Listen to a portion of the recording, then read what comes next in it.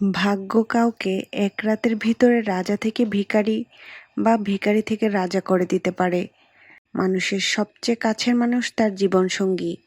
সেই জীবনসঙ্গী যখন ধোঁকা দিয়ে পরকীয়া করে, তখন নিজেকে খুব অসহায় লাগে।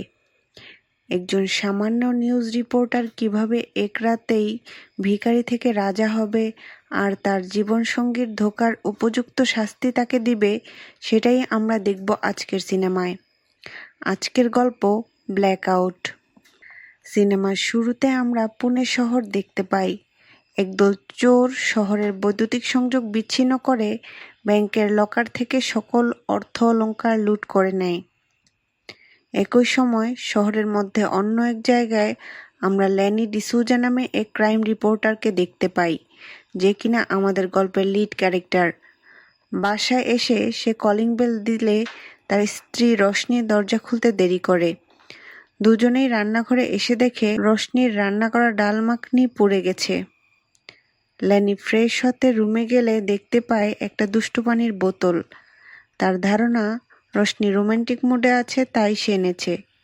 ল্যানি গোসলে ঢুকলে রান্নাঘরে প্লেট পড়ার শব্দ হয়।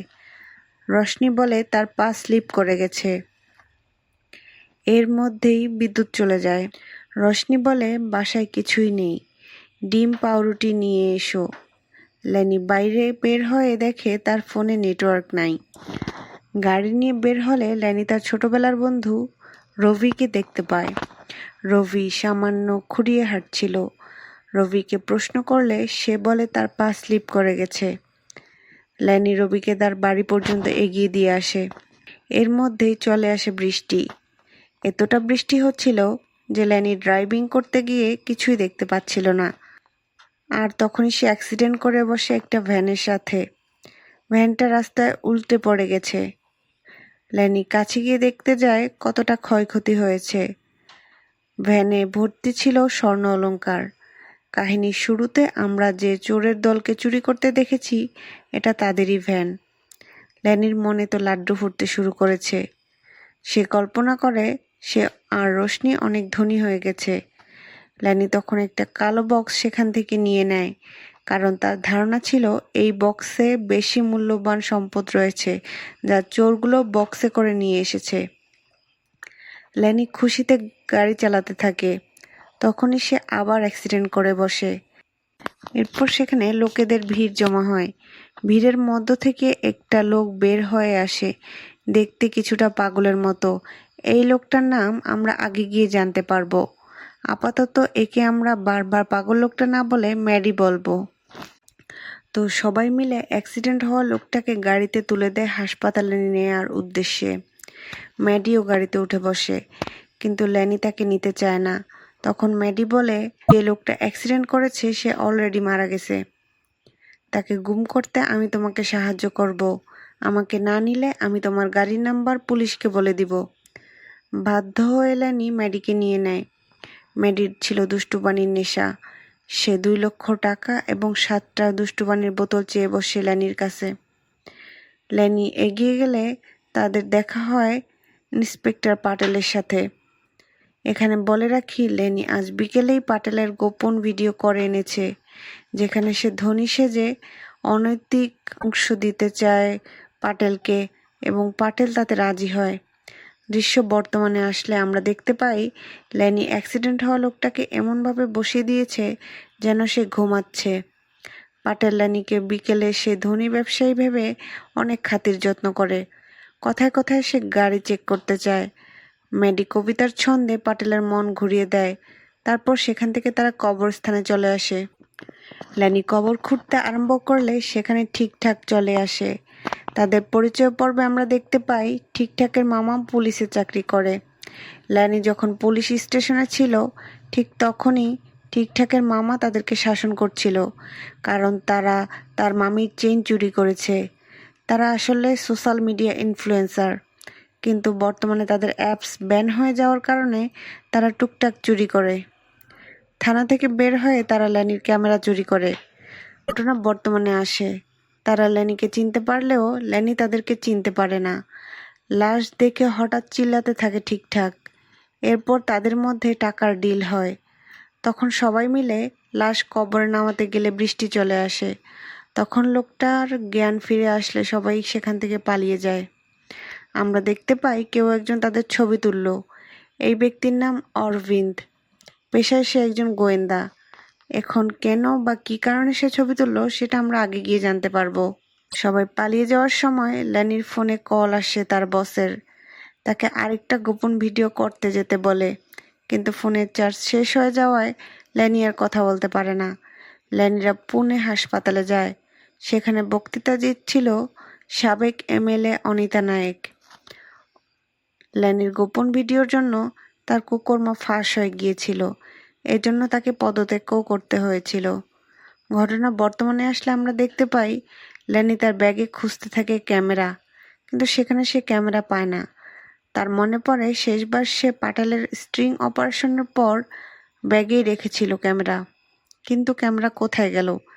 ঠিকঠাক স্বীকার করে পুলিশ স্টেশনে তারা ল্যানির ক্যামেরা চুরি করেছে এবং সেটাকে বিক্রিও করে ফেলেছে। এদিকে ম্যাডির নেশায় অনিতা নায়ককে উল্টাপাল্টা প্রশ্ন করতে শুরু করে। এতে করে সেখানে গন্ডগোল লেগে যায় আর তারা সবাই পালিয়ে আসে। ল্যানি চলে যায় সে চাচার দোকানে, যেখানে ঠিকঠাক তার ক্যামেরা বিক্রি করেছিল। চাচা নিতান্তই বয়স্ক মানুষ এবং সে ধীর গতির একটি প্রাণী। ধীরে ধীরে সব তালা খুলে সে এবং ক্যামেরা বের করে। ক্যামেরার জন্য চাচা তাদের কাছে 10,000 টাকা চেয়ে বসে। ল্যানি নিজের ক্যামেরা নেওয়ার জন্য 10,000 টাকা কেন দেবে? এদিকে মানিব্যাগও আনতে ভুলে গেছে সে। অবশেষে স্ত্রীর উপহার দেয়া ঘড়ি চাচার কাছে বন্দুক রেখে ক্যামেরাটি নিয়ে নেয়। ক্যামেরায় মেমোরি কার্ড ছিল না। ল্যানি হতাশ হয়ে যায়। এক রাতের মধ্যেই তার সাথে যত অঘটন ঘটা শুরু হয়েছে। এর মধ্যে শ্রুতি নামে একটা মেয়ে এসে তাদের কাছে সাহায্য চায়। সে জানায় তার গাড়ি নষ্ট হয়ে গেছে, তাকে একটু তার গন্তব্যে পৌঁছে দিতে। ল্যানি রাজি না হলে শ্রুতি ইমোশনাল কথা বলে ঠিকঠাক তাকে গাড়িতে উঠিয়ে নেয়। আমরা দেখতে পাই শ্রুতি লুকিয়ে কাকে যেন মেসেজ করছে। ঠিকঠাক জিজ্ঞেস করলে শ্রুতি বলে তার ভাইকে সে তার আপডেট জানাচ্ছে। ল্যানি প্রাকৃতিক ডাকে সাড়া দিতে গেলে ম্যাডি গাড়ি থেকে নেমে একটা অ্যালকোহলের দোকান দেখতে পায়। ঠিকঠাক তালা ভেঙে দোকানের ভেতর ঢুকে যায়। ঠিকঠাক চুরি করতে ব্যস্ত আর ম্যাডি অ্যালকোহল পেয়ে ইমোশনাল হয়ে গেছে। এর মধ্যে পুলিশের গাড়ি চলে আসে। ল্যানি তাড়াতাড়ি সবাইকে নিয়ে পালিয়ে যেতে চেষ্টা করে। পুলিশের গাড়িতে ছিল ঠিকঠাকের মামা এবং অন্য একটি অফিসার, যে কিনা গুলি করছিল। তখন ম্যাডি বলে সেই কিছু করবে। তখন সে একটা সোনার বন্দুক বের করে এবং পুলিশের দিকে গুলি করে। ল্যানি ভয় পেয়ে যায় ম্যাডি বন্দুক কোথায় পেল। শ্রুতি রাস্তা দেখিয়ে দিলে ওরা সেফ জায়গায় নিয়ে আসে। সবার আগে থেকেই ডিটেকটিভ অরবিন্দ ছিল, যে পুলিশের নজর এড়িয়ে অন্যদিকে তাদেরকে পাঠাতে সক্ষম হয়। কিন্তু সে কেন এমনটা করলো সেটা আমরা কিছুক্ষণের মধ্যেই জানতে পারবো। শ্রুতি একাই গাড়ি থামিয়ে পালাতে থাকে এবং বলে, তোমরাও পালিয়ে যাও, আমি জানতাম না তোমরা আজগর ভাইয়ের লোক। আমরা দেখতে পাই ম্যাডি আজগর ভাই। সে এক সময় অনেক বড় ডন ছিল। সোনার বন্দুক দিয়ে সে 100 মানুষকে খুন করেছে। এরপর হঠাৎ 14 বছর নিরুদ্দেশ ছিল। 1 মাস আগে আবার সে তার এলাকায় আসে। নিজের বাসায় গিয়ে গাছের নিচে মাটি সরিয়ে তার বন্দুক নিয়ে নেয় এবং বলতে থাকে, এই শহরে আবার আমার ভয় সকলের মধ্যে থাকবে। ঘটনা বর্তমানে আসলে ঠিকঠাক কনফার্ম করে ঘটনা সত্যি। তারা ল্যানিকে বুদ্ধি দেয় মুগিলান্না নামে এক ডনের কাছে যাওয়ার জন্য। মুগিল এবং আজগর একে অন্যের শত্রু। মুগিল ঠিকঠাককে টাকা ভর্তি একটা ব্যাগ দেয় আজগরকে তার কাছে নিয়ে আসার জন্য। আজগর বলে, এই রাতের অপেক্ষায় আমি 14 বছর অপেক্ষা করেছি। আমরা জানতে পারি মুগিল একসময় আজগরের আন্ডার কাজ করত। আজগরকে পুলিশে ধরিয়ে দেবার জন্য মুগিল প্ল্যান করছিল। এজন্য আজকে 14 বছর ধরে সে নিরুদ্দেশ ছিল। আজগর চালাকি করে বন্ধরে আর ল্যানিকে বলে গাড়ি রেখে সবাইকে নিয়ে চলে যেতে। ল্যানি দেখে তার স্বপ্নে দেখা সকল প্রাচুর্য তার আর রশনিকে ছেড়ে উড়ে যাচ্ছে। তাই সে বন্দুক তুলে নেয় এবং আজগরের সাথে তাকে বাঁচানোর জন্য অভিনয় করতে চলে আসে। অথচ সে জীবনে বন্দুক চালানো তো দূর, সে ছুঁয়েও দেখেনি। আমরা দেখতে পাই দূর থেকে কেউ একটা স্নাইপার দিয়ে গুলি ছোড়ে এবং সেটা মিস হয়ে ব্লাস্ট হয়ে যায়। সবাই এলোপাথারি গুলি করতে শুরু করে একে অপরকে। এখানে এমন কিছু ফানি সিন হয়েছে, সিনেমাটা না দেখলে আসলে এটা টেস্ট পাওয়া যাবে না। দৃশ্যে দেখতে পাই কেউ একজন ল্যানির দিকে স্নাইপার নিশানা করে গুলি করে। ল্যানি এবারও বেঁচে যায়। এই গোলাগুলির মধ্যে একটা গুলি এসে আজগর ভাইয়ের বুকে লাগে। এরপরও সে মুগিলকে তার বেইমানি শাস্তি দিয়ে দেয়। আজগর মাটিতে লুটিয়ে পড়ে। এতক্ষণে সকলের সঙ্গে তার একটা কানেকশন তৈরি হয়ে গিয়েছিল, তাই সবাই তার মৃত্যুতে অনেক কষ্ট পায়। দৃশ্যে আবির্ভাব হয় মিস্টার এক্সের। মিস্টার এক্স এতটা সময় ধরে স্নাইপার দিয়ে ল্যানিকে টার্গেট করছিল। গোয়েন্দা অরবিন্দ এসে মিস্টার এক্সকে গুলি করে। এটা মারা যাওয়ার গুলি ছিল না, এটা এক ধরনের সুই যা দিয়ে অন্য কাউকে অজ্ঞান করা যায়। শ্রুতি দল পাল্টে টাকার ব্যাগটা নিয়ে অরবিন্দের কাছে গিয়ে দাঁড়ায়। গোয়েন্দা অরবিন্দ বলতে শুরু করে সে কিভাবে এখানে এন্ট্রি নিল। তাকে ল্যানির স্ত্রী রশনি হায়ার করেছে। রশনির পরকীয়ার সম্পর্ক চলছে রবির সাথে, তাই সে ল্যানির কাছ থেকে ডিভোর্স পাওয়ার জন্য অরবিন্দকে ল্যানির ফাঁসানোর জন্য বলে। রবি বলেছিল সে রাস্তায় স্লিপ কেটে পা খুঁড়িয়ে হাঁটছে। কাহিনী ছিল যখন বিদ্যুৎ চলে গিয়েছিল ল্যানির বাসায়, তখন সে ল্যানির বাসাতেই ছিল এবং তখনই তার পা স্লিপ করে যায়। সেখান থেকে লুকিয়ে বের হতে গিয়ে সে পায়ে ব্যথা পায়। ল্যানি এগুলো শুনে খুবই হতাশ হয়। যেহেতু ল্যানি খুবই সৎ, তাই ল্যানিকে ফাঁসানোর জন্য শ্রুতিকে হায়ার করে অরবিন্দ। বন্দুকের মুখে তারা গাড়িতে আজগর ভাইয়ের লাশ তুলে গাড়ি নিয়ে শ্রুতি আর অরবিন্দ পালিয়ে যাওয়ার চেষ্টা করে, কিন্তু গাড়িতে পেট্রোল না থাকায় তারা বেশি দূর যেতে পারে না। হাতাহাতির সময় সেই অজ্ঞান হওয়ার সুই শ্রুতির গায়ে লেগে যায় আর ল্যানি অরবিন্দকে অজ্ঞান করে দেয়। তারা একটা পেট্রোল পাম্পে গিয়ে দুষ্টু পানির বোতল দিয়ে গাড়িতে পেট্রোল নিয়ে নেয়। ল্যানি অরবিন্দের ক্যামেরা থেকে রশনি আর রবির সকল ছবি ডিলিট করে দেয়।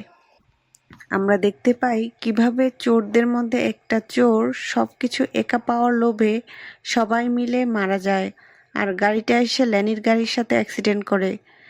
ল্যানিরা একটা খোলা জায়গায় এসে ব্ল্যাক বক্সটা খুলতেই দেখতে পায় চোরগুলো তাদের অস্ত্র যে বক্সে রেখেছিল ল্যানি সেই বক্সটাই নিয়ে এসেছে। তারা উন্মাদের মতো এলোপাথারি গুলি করতে শুরু করে। মুগিলান্নার দেয়া সব টাকা ঠিকঠাককে দিয়ে ল্যানি চলে আসে আজগর ভাইয়ের শেষ ইচ্ছা পূরণ করতে।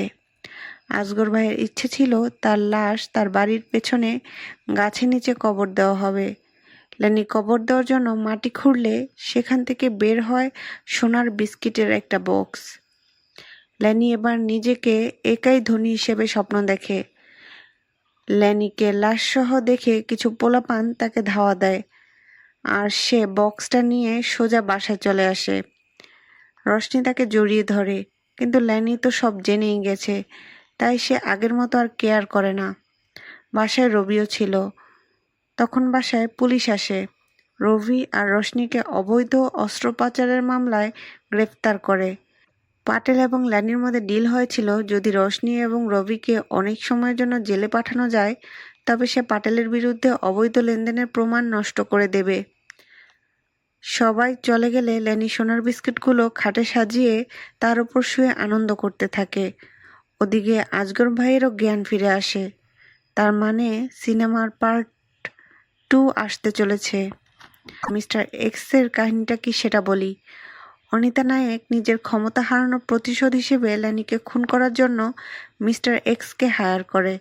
মিস্টার এক্স এর একটা নিয়ম ছিল, সে যদি কোনো কাজে ব্যর্থ হয় তাহলে সে নিজেই নিজের একটা আঙ্গুল কেটে ফেলে। এর মধ্যেই আজকের এই কমেডি থ্রিলার মুভিটি শেষ হয়ে যায়। এতক্ষণ পর্যন্ত মেহুন স্টোরি লাইনের পাশে থাকার জন্য আপনাকে অসংখ্য ধন্যবাদ। ভিডিওটি পছন্দ হয়ে থাকলে একটা লাইক অবশ্যই করবেন। Thank you.